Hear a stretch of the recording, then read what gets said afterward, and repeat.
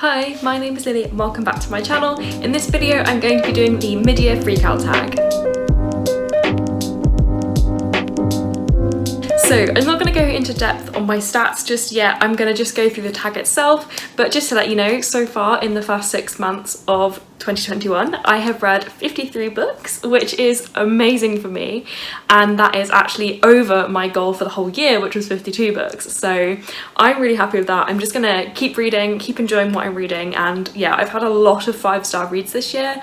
I've definitely been enjoying what I've been reading a lot more than I usually do, so yeah, it's been a great year so far. And to be honest with you, a lot of the reason why I am so ahead on my goal is because I have been reading a lot of graphic novels and audiobooks lately. So the first question is, of course, what is your favourite book that you've read so far this year? And naturally, I'm breaking the rules for almost every question. I'm going to give you multiple answers.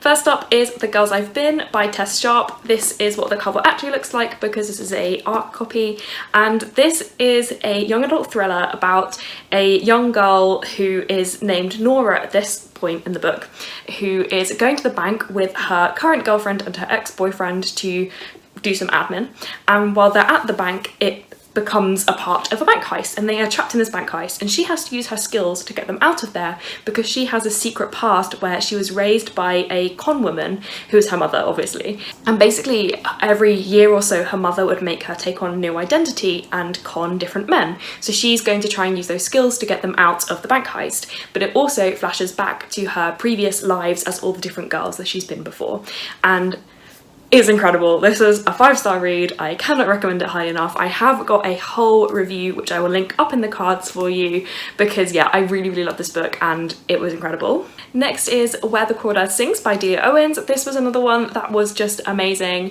and this is about a young girl named Kaya. It follows her from like being a very young child all the way up to being a sort of 20-something, and she is known as the Marsh Girl, and basically she spent her whole life living on the marshes in America and she hasn't been to school and she's been very neglected. So her mother leaves at a very early age, leaving her behind with her father and her siblings, and as her siblings gradually disappear she has to learn to become more independent. But also there is a flash forward into when she's a 20-something where a young man is found dead in the marshes and people begin to suspect that Kaya was involved in his death. So you have the parallel of watching her grow up and also watching the investigation into the young man's death. And this book, like, nothing much really happens. It's hard to explain. There's not a lot of plot in this book, but you just can't stop reading it. It's really interesting and very well written, and I just absolutely adored it. Another favourite this year was Red, White and Royal Blue by Casey McQuiston, which of course I know I'm very late to the party on this one, but I read this one earlier in the year for my Woody's Roundup readathon, I think, and this is a new adult romance, and if you haven't heard about it I'm kind of surprised because it's very popular all over the bookish internet. But basically this is a romance novel in which a prince of England and the first son of the United States of America, so the son of the president, they have this enemies to lovers relationship basically, where they are caught by the media having a bit of a to-do, and so their PR teams say that they need to pretend to be best friends to cover it up and make it look better, and through that they actually start to like each other, and it's just really good. It's so funny, one of my favourite romances I've ever read. It's actually the book that really convinced me that I could like romances, so yeah, I was so blown away by this book and I already want to reread it. And finally, The Lovely War by Judy Berry. This one was actually the first one I thought of, and that is because it's the most recent out of all of these books that I've read, but this is a historical fiction novel following 2 different couples through World War I and how the war affects their relationships, and it's told from the perspective of different Greek gods. And it's basically about Aphrodite being put on trial for cheating on her husband Hephaestus with Ares, and so it has them in it, it has Apollo and it has Hades, and they all tell different parts of the story.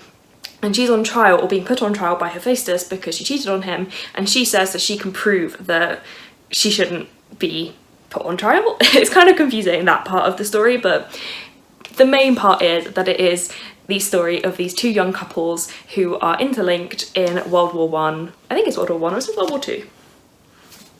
I think it's World War One. But yeah, it's really, really good. I was surprised by how much I liked it because it is quite a chunky book and it is historical, and I wasn't sure if I would enjoy historical fiction, but I'd heard such amazing things and I really, really loved it.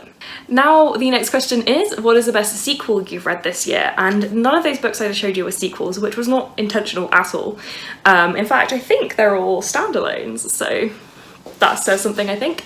But I haven't read a ton of sequels this year, but some that stand out to me are Down Among the Sticks and Bones by Shauna Maguire, which is, I think it's the second book in the Wayward Children series. That's probably my favourite Wayward Children's book, so that counts.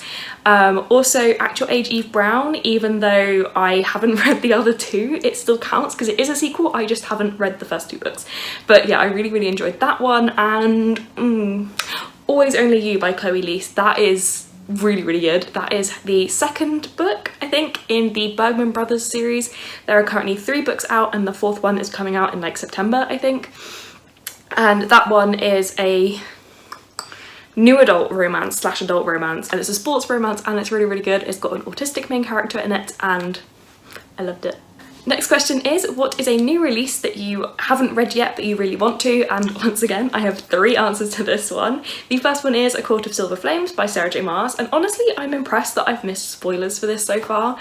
Please don't put spoilers in the comments or anything like that because I haven't read it. But the reason I haven't read that one is because a lot of my friends have told me that you kind of need to remember the first 3/3.5 books from the ACOTAR world, even though this is kind of like a separate spin-off kind now, like it's being counted as part of the same world, and apparently you do need to know what happened before, and I don't remember what happened before because I've only read the ACOTAR series once. So I really want to read the rest of the ACOTAR series again so then I can read A Court of Silver Flames, which isn't bad because that's my favourite Sarah J Maas series. I've got the other 2 that I haven't read yet, and basically the story is it's usually like the last book in a series. I need to reread the other books. A Vow So Bold and Deadly by Bridget Kemmerer. Again, I just want to read the other 2 books again because I don't remember what happened. I might just read summaries online for this one because I feel like as long as I remember the key plot points I'll be okay. But yeah, I haven't decided yet. And the other one is Vulture by Bex Hogan. I was so excited to read this one, but I don't remember what happened in the first 2 books. This is one of my all-time favourite series. I have absolutely adored it. It's pirates, it's young adult, and I just don't remember the details. I feel like I remember roughly what happened in the second book, and I remember the dramatic ending of the second book, but I don't remember a lot of the first book, and I'm not sure if I need to know that for this one. Again, I might just read summaries rather than rereading the whole books, but we will see. The next question is, what is your most anticipated new release for the rest of the year? And I'm not one to follow new releases all that much, as I've said many, many times, but the ones that I do follow tend to be from my favourite authors or sequels, and the one that stands out to me is Once Upon a Broken Heart by Stephanie Garber, which is like the spin-off to the Caraval series, and the Caraval series, again, one of my favourite series ever. So this one I think follows Jax, who comes in the final book in the Caraval series. So yeah, I'm really excited for that one. I've got it on pre-order, I've got the special edition pre-ordered, so can't wait for that. And that is one that I think I'll be able to just dive straight into because I'm pretty sure she said you don't really need to remember what happened in Caraval to be able to enjoy Once Upon a Broken Heart. Now it's time for some controversial opinions. The next question is, what is your most disappointing read of the year so far? And I have 2, and I feel like one of them is less controversial than the other, but the other one, people will get mad at me when I say it. So I'll go with that one first. Perhaps the most disappointing one because I had really high hopes for it. Crescent City by Sarah J Maas. So I gave this one a solid 3 stars purely because I thought the world was creative and I really enjoyed the world building. But I mean, you can watch the vlog where I read it, but basically my opinion is this book really shows that Sarah J Maas has not a lot of range. Like, A Court of Mist and Fury, not A Court of Mist and Fury, A Court of Thorns and Roses and Throne of Glass, they are quite different to each other, but they have the similar themes of fae and like quite similar styles of characters in it, and quite similar tropes. This book just proves that that is all she can write. Like, this book is kind of, if you put Throne of Glass and A Court of Thorns and Roses together into a blender, you get this book. And that's I get it, people like to read what they like, so I know people liked it, but for me, I was expecting something new and different, especially because it was like, oh, Sarah J Maas's first adult novel, and I was like, cool, really excited to see what she does differently. Nothing. Like, there's not a lot of difference between this and her young adult novels. I know people are trying to say now that Cawthorns and Roses especially isn't young adult, but I feel like this one wasn't really adult either. They're all kind of in between adult and young adult and new adult. And yeah, this just like, it was fine. The first like third of it dragged and could have been cut down massively. I feel like she's one of those authors where she's so popular now that people don't tell her to cut down her books anymore, even when they needed it. This book had a lot of garbage that needed to be taken out, like a lot of fluff. And yeah, I feel like they let her do it because it sells. People will buy these fae tropes where, you know, oh, badass damaged female character with a tragic backstory falls in love with brooding tall, dark and handsome long-haired man with wings, because apparently Sarah J Maas really has a thing for wings, and tattoos.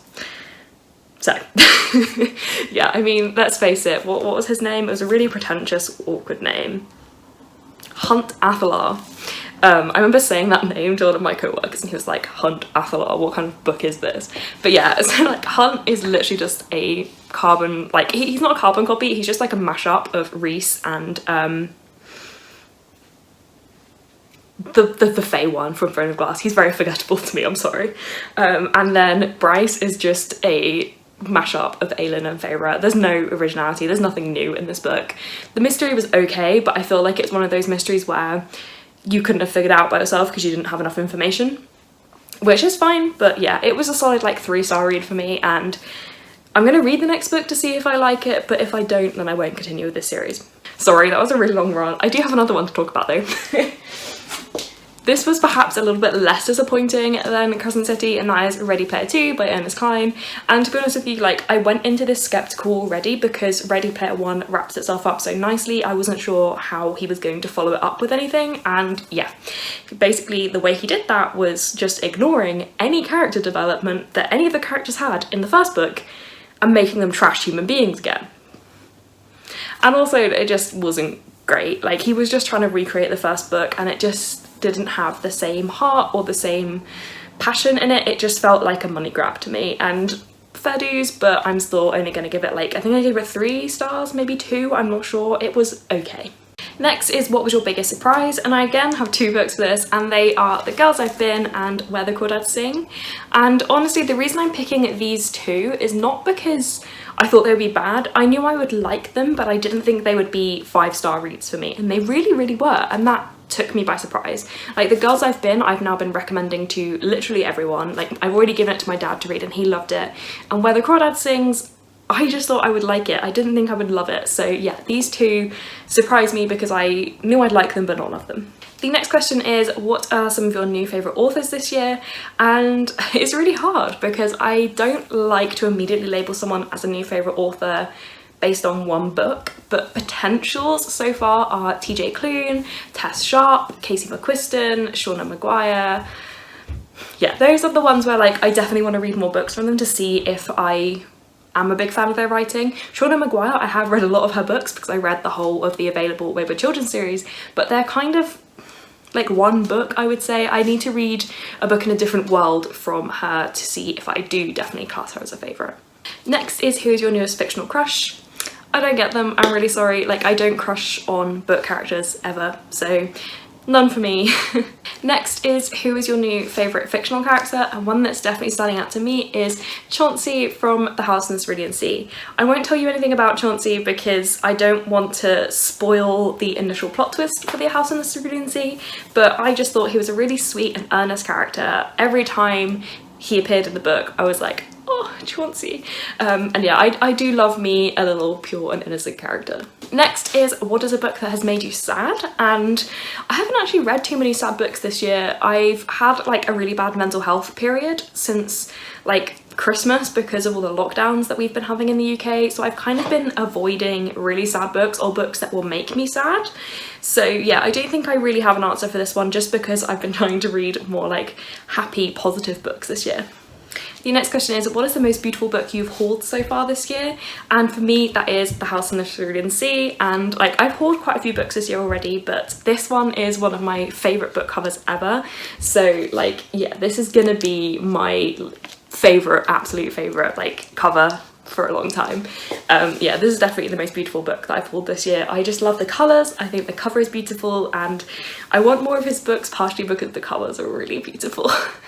And the final question is, what are some books you need to read before the end of the year? So I don't really set strict TBRs, and I don't have any like obligations to read any books ever, but some ones that come to the top of my head that I'd like to read soon at least are, I want to finish the rest of the Cinder series, because I read the first one I think at the end of last year and I really enjoyed it and I want to see where it's going. I want to read Skyward by Brandon Sanderson because I've owned it for a really long time and I still haven't read that. What else? Love and Gelato, that was gifted to me by Connor and I really want to read it, but I've been saving it for when we have like a heat wave in the summer so I can like sit in the garden at my parents' house with ice cream and read Love and Gelato. I just need summer to happen in the UK for more than 2 weeks, please. Anything else? I don't think there's any that immediately come to mind other than the ones where I've said that I want to read them, that are new releases, like Vulture and A Vow So Bold and Deadly and A Court of Silver Flames. So yeah, there's just loads on my TBR cart that I want to read soon, but none that I'm like, I must read before the end of the year. So that is it. Thank you so much for watching. Let me know what was your best book of the year so far, what's your biggest disappointment of the year so far. And yeah, just let me know what you thought of this video and of the books that I talked about. If you disagree with my disappointments, that's fine. Like, I get it. They were quite popular books and I just didn't like them, so oh well. But yeah, if you like this video, please give it a like and consider subscribing to see more content from me. All of my social media links are down in the description below. If you want to leave me a comment to let me know you are here, what shall we leave this time? I'm trying to get some inspiration. Leave me a rose emoji in the comments. Thank you for watching. Bye!